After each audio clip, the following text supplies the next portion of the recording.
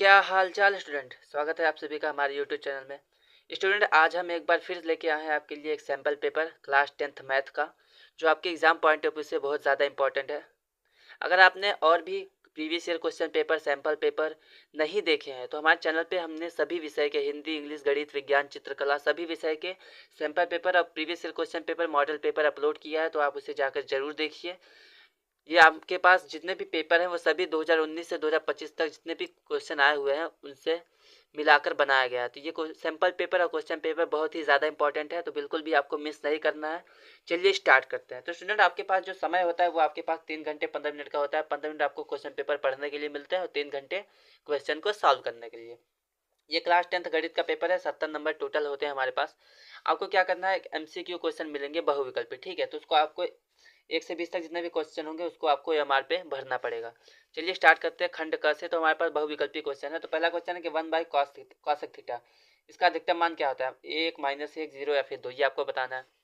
दूसरा क्वेश्चन है कि एक परीक्षा में 7 छात्रों का प्राप्तांक 3, 2, 3, 4, 2, 2 तथा 5 है, ठीक है। तो हमें छात्रों के प्राप्तांक का बहुलक पता करना है। इसका बहुलक क्या होगा? 2, 3, 4 या 5, ठीक है, ये आपको बताना है।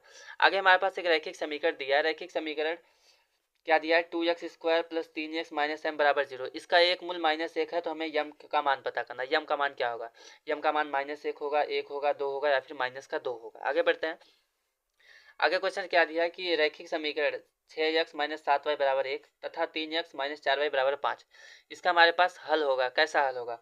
अद्वितीय हल होगा, दो हल होगा, अपरिमित रूप से अनंत हल मतलब अनेक हल होगा या फिर कोई भी हल नहीं होगा, ये आपको बताना है। आगे बढ़ते हैं।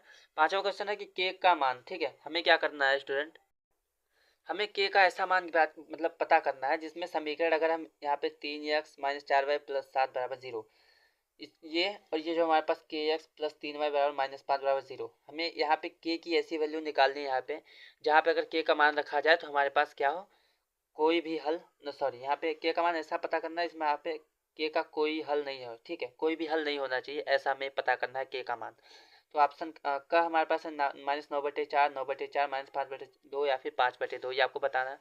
छठा क्वेश्चन है कि दो बिंदु हमारे पास है, ठीक है। दो बिंदु P जो हमारे पास है x, -1 और Q हमारे पास है 3, 2, इसके बीच की दूरी अगर 5 है तो हमें x का मान निकालना है। x का मान क्या होगा? 1, 3, 5 या 7, ठीक है।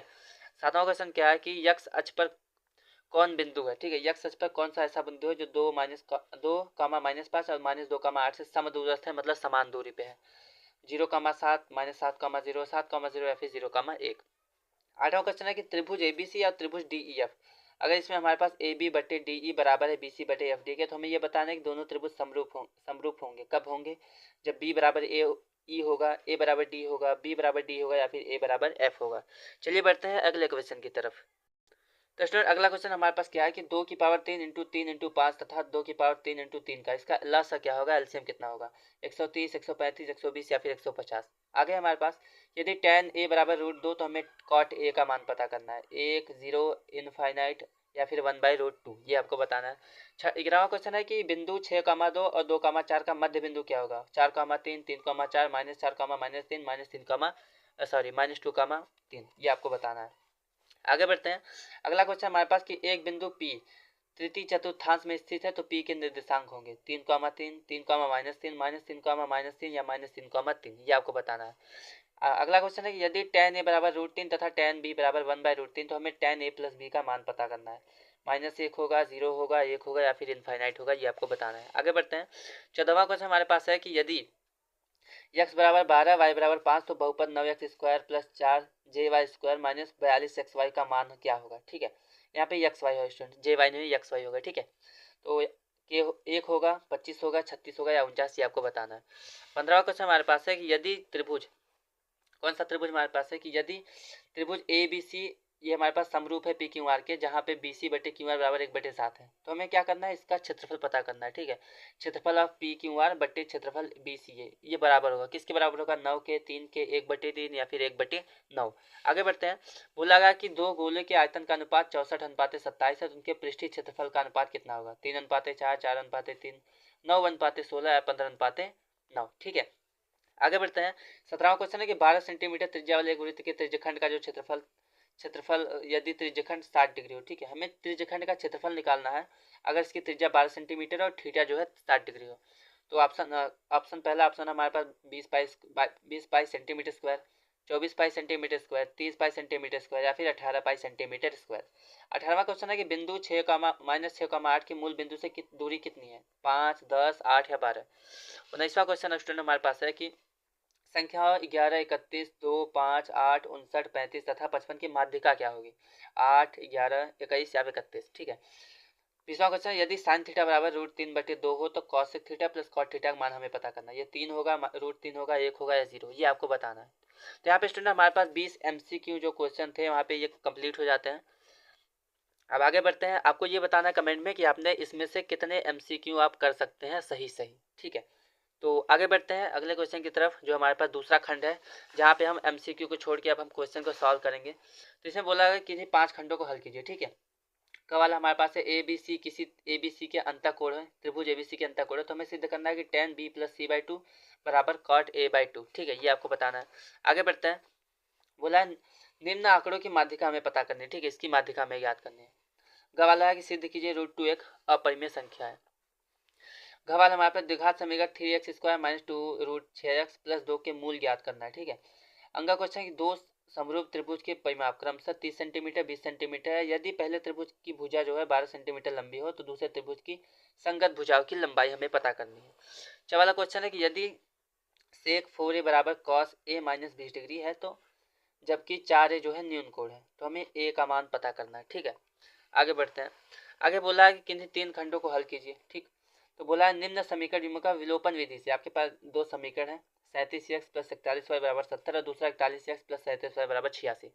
इसका हमें क्या करना है, इसको हमें विलोपन विधि से हल करना है, ठीक है। वाला क्वेश्चन है कि निम्न द्विघात समीकरण में k का ऐसा मान ज्ञात कीजिए जहाँ पे उसके जो मूल हैं वो वास्तविक और बराबर होते हैं, ठीक है। तो यहाँ पे x² - का 2x 1 + 3k + 7 3x + 2k बराबर 0, ये आपके पास है।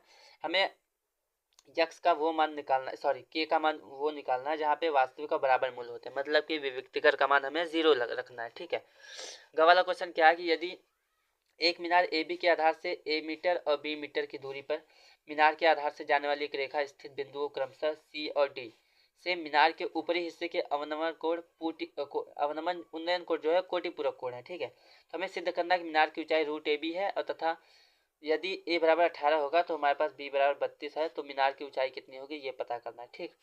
घ वाला क्वेश्चन है कि चित्र में, यहाँ पे जो चित्र दिया गया है इस वाले में कोण ACB 90 डिग्री है, ठीक है, ये वाला ACB 90 डिग्री है और CD AB पे लंबा है, तो हमें सिद्ध करना है कि BC² / AC² बराबर BD/AD, ये आपको प्रूव करना है, ठीक है स्टूडेंट। चलिए बढ़ते हैं अगले क्वेश्चन की तरफ। तो अगला क्वेश्चन हमारे पास क्या दिया कि किन्हीं 3 खंडों को हल करना है, ठीक है। तो बोला गया पहला, यदि बिंदु a, 0, 0, b और x, y संरेख है तो हमें सिद्ध करना है कि x/a + y/b बराबर 1, ठीक है।